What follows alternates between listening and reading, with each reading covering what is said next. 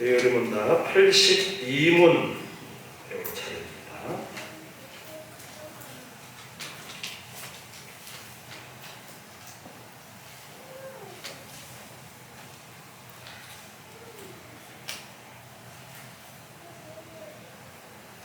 앞에서 배운 내용들은 하나님께서 우리의 믿음을 끝까지 가도록 택함받은 자녀들은 끝까지 우리의 믿음을 지켜나갈 수 있도록 인도해 주시는 견인이라는, 신학적인 용어로는 견인이라는 그러한 용어로서 말할 수 있는, 끝까지 우리의 믿음을 유지할 수 있도록 인도해 주셔서 결국에는 하나님의 백성으로서 하나님의 나라에 들어가도록 이끌어 주시는 그 은혜에 대한 부분을 배우는데요.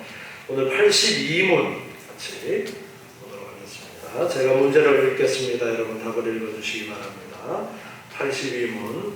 보이지 않는 교회에 속한 성도들이 그리스도와 더불어 나누는 영광의 교제는 무엇인가? 보이지 않는 교회에 속한 성도들이 그리스도와 더불어 나누는 영광의 교제라. 이미 이 땅에서도 있는 것이며 존재시 열려가는 것이며 부활하신 나라의 완전히 완성되는 것이다. 아멘. 보이지 않는 교회라고 하면은 택함받은 모든 성도를 다 이야기하는 겁니다. 그래서 이 땅에 있는 성도뿐 아니라 이미 육체의 죽음을 맞이하고 천국에 가 있는 성도들뿐 아니라 아직 태어나지도 않았지만 하나님의 택하심 안에 있는 성도들 다 포함을 해서 보이지 않는 교회, 그렇게 우리 64문에서 정리를 했었어요. 그래서 보이지 않는 교회에 속한 성도들이 그리스도와 더불어 나누는 영광의 교제가 어떤 것이냐?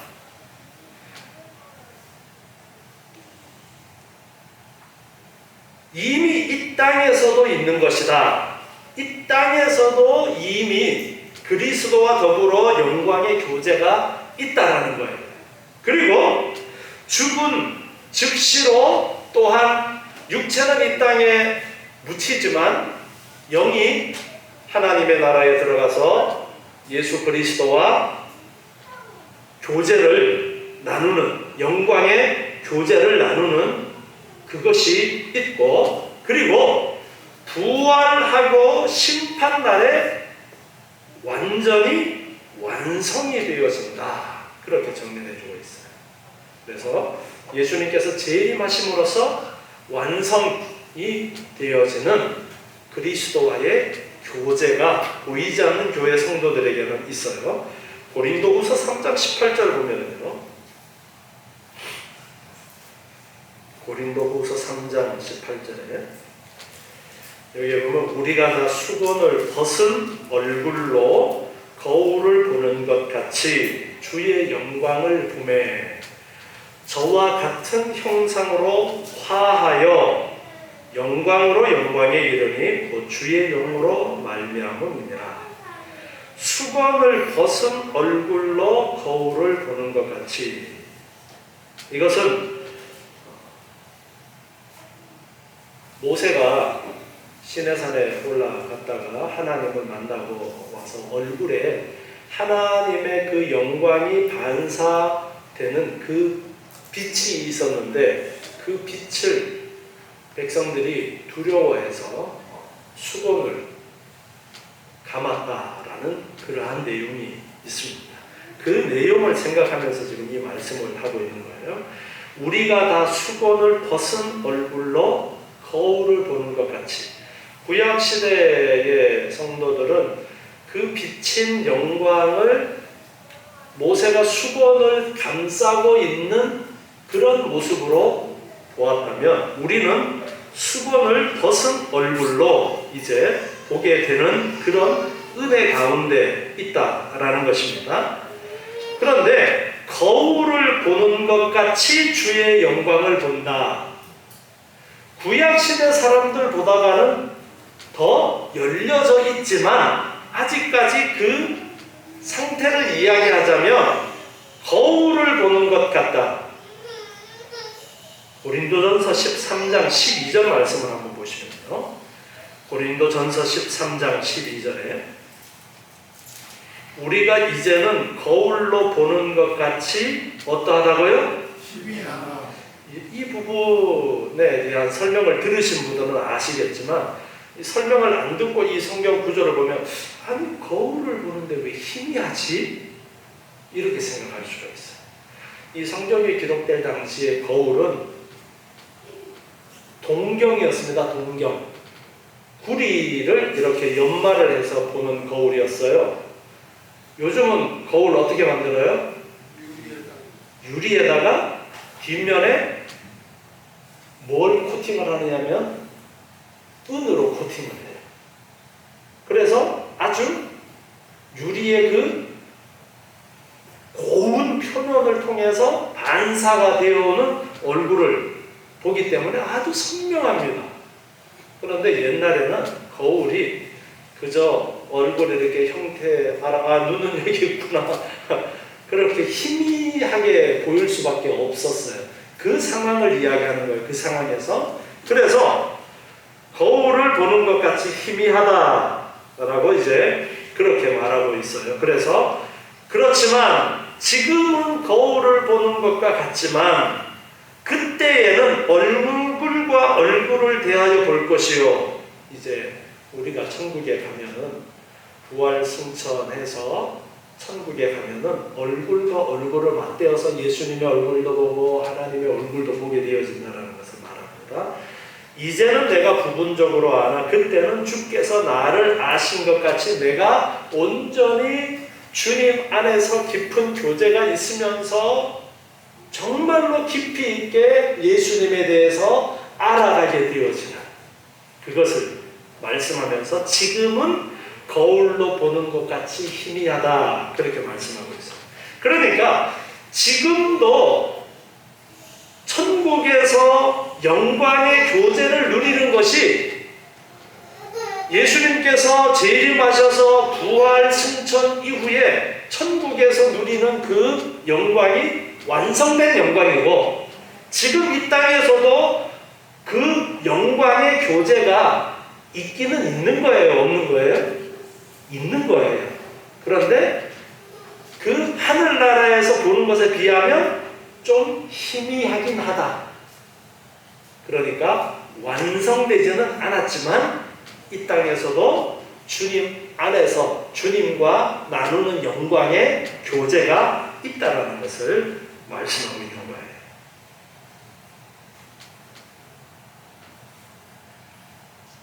오늘 읽은 본문 데살로니가전서 4장 16절부터 말씀에서 보면은 주께서 호령과 천사장의 소리와 하나님의 나팔로 친히 하늘로 쫓아 강림하시리니 예수님의 재림에 대해서 말씀하고 있죠. 그리스도 안에서 죽은 자들이 먼저 일어나고 그리스도 안에서 죽은 자들 예수를 믿고 육체의 죽음으로 이제 죽음의 상태에 있는 그들이 먼저 부활하고 그 후에 우리 살아남은 자도 저희와 함께 구름 속으로 끌어올려 공중에서 주를 영접하게 하시리니 예수님께서 재림하실 때까지 이 땅에서 살아있던 구원받은 백성들은 육체의 죽음을 거치지 않고 바로 하늘로 들림을 받아서 예수님을 영접하게 된다는 겁니다.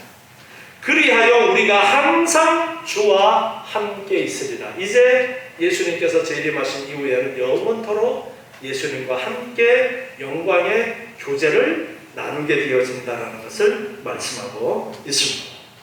누가복음 23장 43절 말씀을 또 보시면요.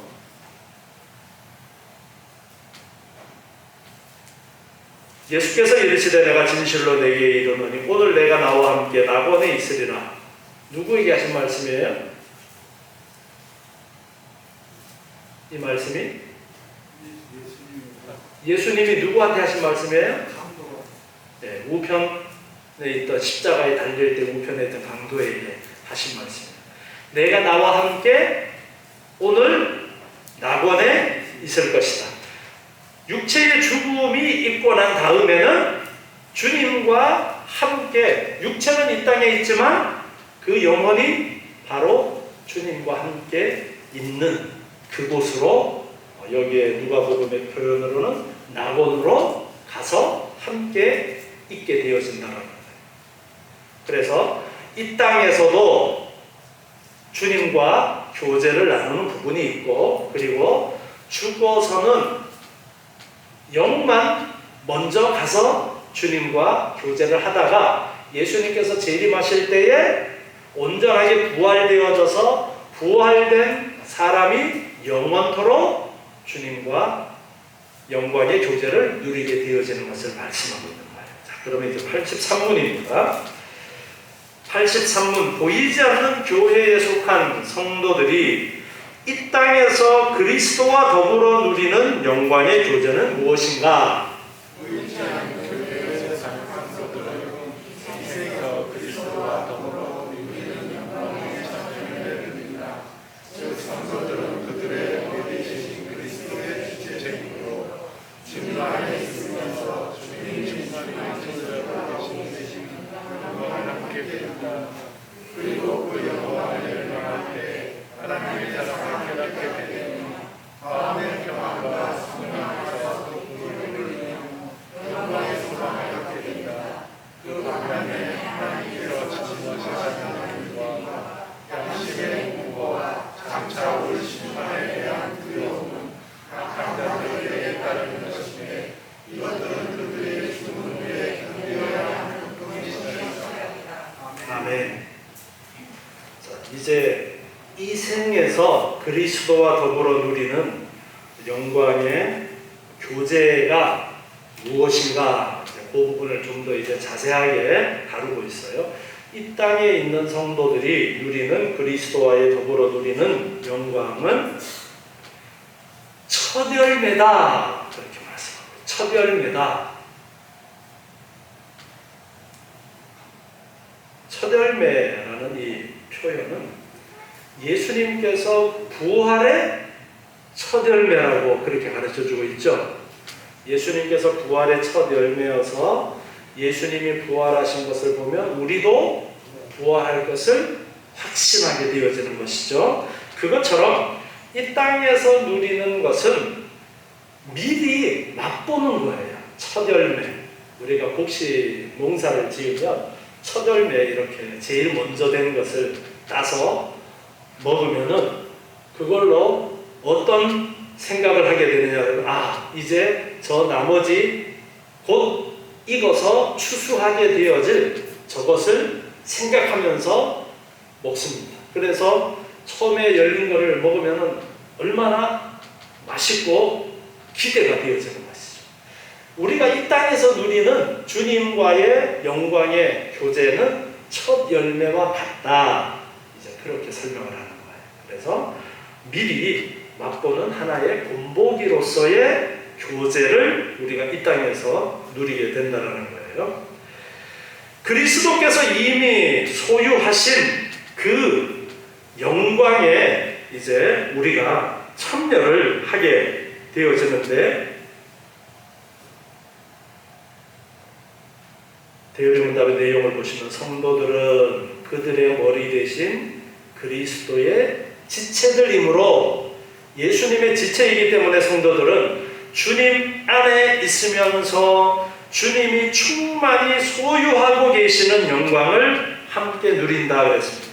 그리스도께서 이미 소유하신 영광, 그것이 그 안에 참여하게 된다는 것은 신자들이 열심히 배우는 것을 말하지 않고요, 내가 뭔가를 노력을 해서 얻는 그것을 말씀하시는 것이 아니라 동참할 자격을 갖추었다라는 것을 의미합니다. 우리가 구원 받았어요. 그러면 하나님의 나라 백성이 된 거예요? 될 거예요? 된 거예요. 자격을 이미 갖춘 거예요. 우리가 예수를 믿으면 예수님께서 예수님의 공로를 우리에게 덧입혀 주셔서 우리를 의롭다라고 해 주십니까? 아니면 의롭게 되도록 우리가 힘써야 됩니까? 의롭다라고 인정해 주시는 거예요. 내 공로가 아니라 누구 공로 때문에요? 예수님의 공로 때문에. 그러니까 자격을 이미 예수를 믿는 우리에게는 하나님의 나라의 백성의 자격이 이미 주어진 거예요. 이미 우리는 자격을 얻은 거예요. 예수 그리스도의 공로를 힘입어서 얻은 거예요. 그래서 주님께서 충만히 소유하고 계시는 영광을 함께 누리는 그 누림에 이미 한 발을 담그고 있는 거예요.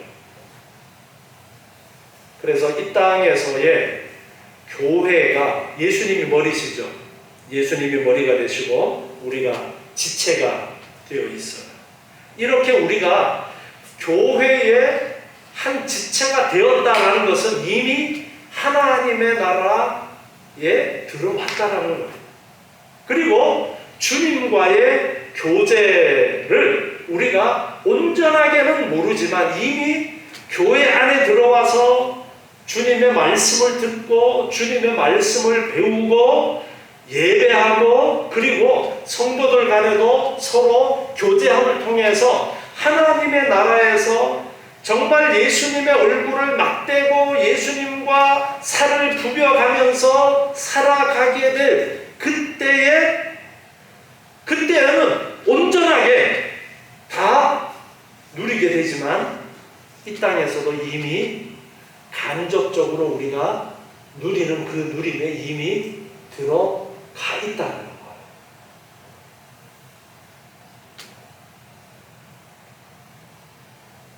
그리고 그 영광을 열망할 때에 하나님의 사랑을 깨닫게 되고 마음의 평안과 성령 안에서 기쁨을 누리며 영광의 소망을 갖게 되어집니다. 우리가 이 땅에서는 그러면 왜 완전한 그 영광의 교제의 자리에 참여할 수가 없는가? 그것은 신자 안에 남아있는 죄악된 본성 때문에 그렇습니다. 그리고 그리스도인의 연약함, 육체는 아직까지 이 땅에서 육체의 죽음이라는 것을 거칠 수밖에 없는 그런 가운데 있기 때문에 우리가 완전히 그 영광에 참여할 수는 없습니다. 우리가 지금 죽으면은 육체의 죽음을 거치지 않고 예수 믿는 사람들은 그냥 어느 날 갑자기 슝 없어져서 하나님의 나라로 가면은 좋겠지만 이 땅에서 예수 믿는 사람들도 예수 믿지 않는 사람들과 똑같이 육체의 죽음을 맞이하고 그리고 땅에 묻히고 하는 과정들 겉으로 보기에는 똑같은 거예요. 이게 비밀로 감추어져 있는 거예요. 누가 구원 얻었는지 겉으로 봤을 때는 잘 알지 못하는 것입니다. 그래서 온전하게 우리가 주님과의 교제를 누리지는 못하는 그런 상황 속에 있습니다. 그리고 아직까지 우리가 예수 그리스도의 은혜로 거듭났지만 우리가 온전하게 성화되어지지 않았어요. 온전하지 못한 그런 가운데 있기 때문에 이 땅에서는 온전한 교제를 완성된 상태로 누리지는 못하는 거예요. 그렇지만 주님께서 재림하시게 되면 그 모든 것이 이제 끝나고 죽은 몸도 부활하고 해서 온전한 교제를 나누게 되어지는 것입니다. 그리고 이제 이 땅에서 살아가는 성도들은 그 하나님의 나라를 열망하면서 살아야 돼요. 우리가 예수를 믿으면서 천국에 대한 소망이 항상 가득 넘쳐야 됩니다. 우리가 지금 죽으면 제가 지난주에 뭐라고 그랬어요?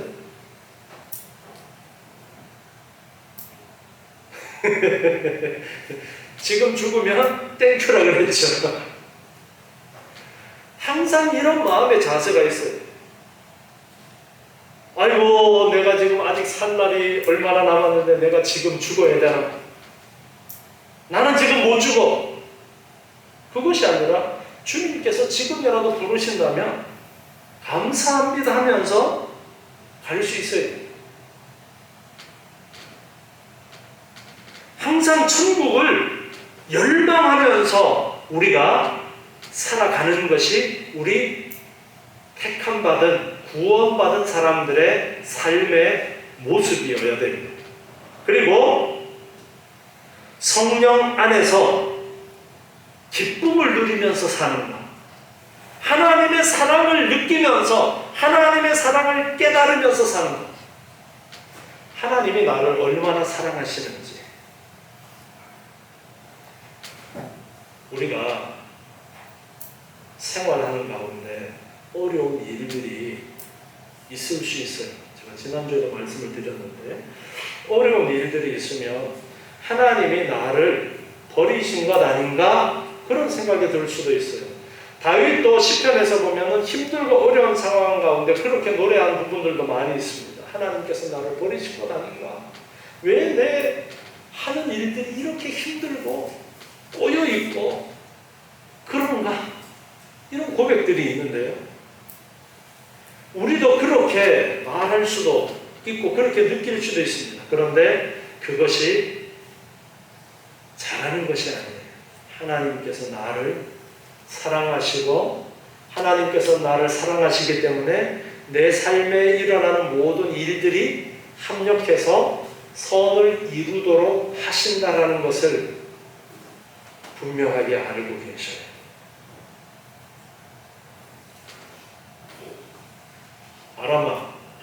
아람이는 커서 뭐가 되고 싶은지 지금 생각하고 있는 게 있어? 없어? 그냥 될 대로 사는 거야? 지금은 계속 바뀔 때죠. 뭐 이것이 되고 싶고 저것이 되고 싶고 그러니까 아직까지 하나를 꼭 찍어서 이야기하지는 못하는 그런 단계일 거예요.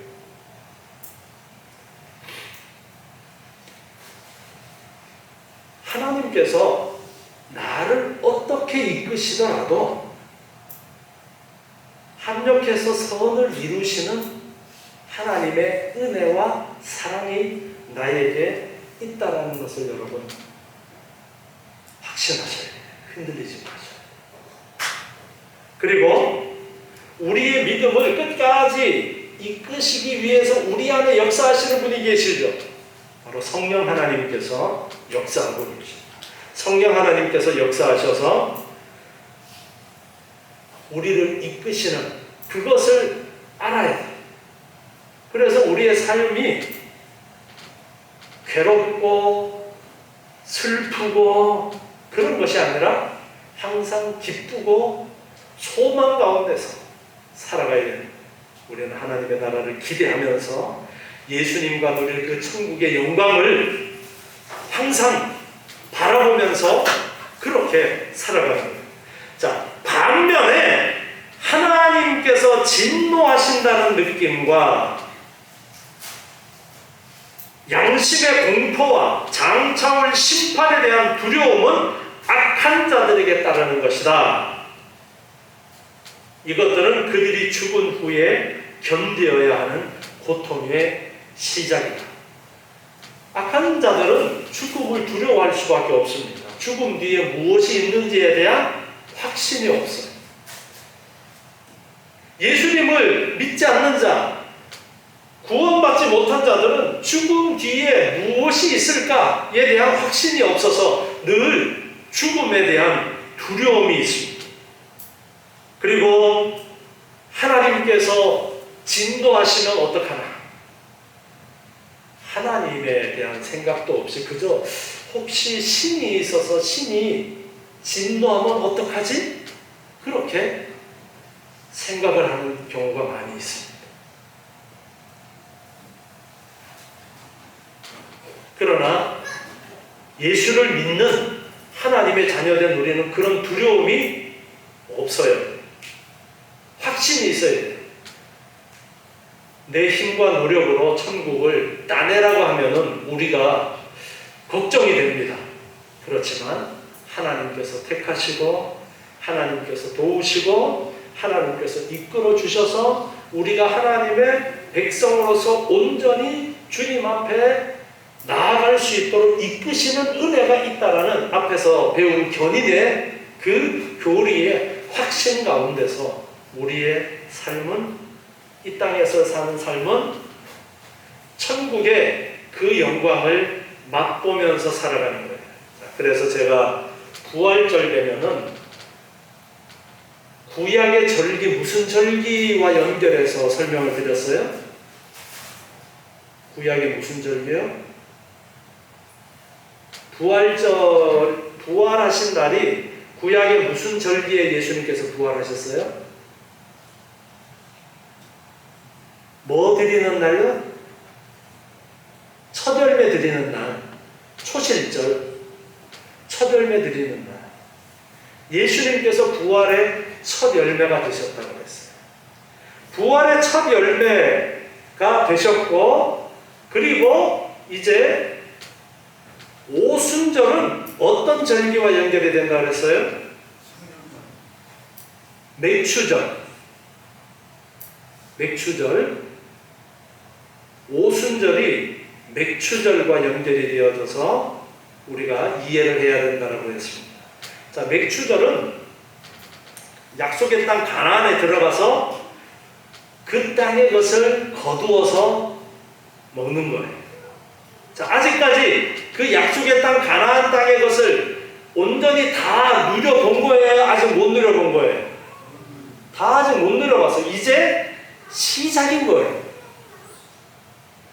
언제 돼야 다 누려보는 거예요? 가을의 추수까지 다 가야 다 누려보는 거예요.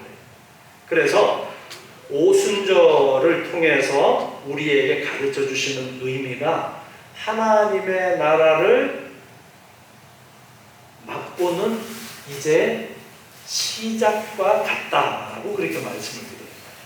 그래서 우리가 이 땅에 사는 것이, 이 땅에서 누리게 되어지는 주님 안에서의 그 교제는 첫 열매를 먹는 것처럼 이제 맛보는 단계 안에 있는 거예요. 맛보는 단계에 있다 보니까 온전하게 누리지 못하니까 연약한 육체를 가지고 있으니까 때로는 정말 그런가 그런 의심이 들기도 하고 흔들리기도 하는 거예요. 그럴 때도 있어요. 그렇지만 오늘 말씀을 통해서 우리가 확고하게 흔들리지 않고 알아야 되는 거예요. 내가 이미 하나님의 백성이 되었다. 예수 그리스도의 공로로 나에게 자격이 주어졌다. 이 확신 속에서 이 땅에서의 사는 삶도 하나님의 나라 백성으로서 하나님의 나라의 그 영광과 기쁨을 맛보면서 살아가는 삶이에요. 그래서 우리의 이 땅에서의 삶은 감사가 넘치고 기쁨이 넘치고 소망 가운데 살아야 됩니다. 그리스도인들이 절망하고 어떡하나 근심하고 걱정하고 거기에 푹 빠져서 살면 안 돼요. 가끔씩은 우리가 믿음이 흔들리기 때문에 그럴 수도 있지만 빨리 깨닫고 일어나서 우리는 소망 가운데 기뻐하며 살아가야 돼요. 아유, 목사님 속 편하게 사니까 그렇죠. 예, 저는 속 편하게 살고 있습니다. 어떤 어려움이 있어도 예수님이 그랬죠. 너 근심함으로 키 한 자나 더 할 수 있어? 키가 좀 컸으면 좋겠다고. 너가 키 너 마음대로 아무리 걱정하고 근심한다고 키가 클 수 있어? 그러면서 근심 걱정하지 말라고 그랬어요. 주님께 맡기고 주님 안에 있으므로 우리가 천국에 이미 들어와 있다는 확신 속에서 우리가 살아가는 것이 필요한 것입니다. 그래서 항상 천국의 소망 속에서 이 땅에서도 천국의 기쁨을 알고 느끼면서 살아가시는 저와 여러분 되시기 바랍니다. 기도하겠습니다. 하나님 감사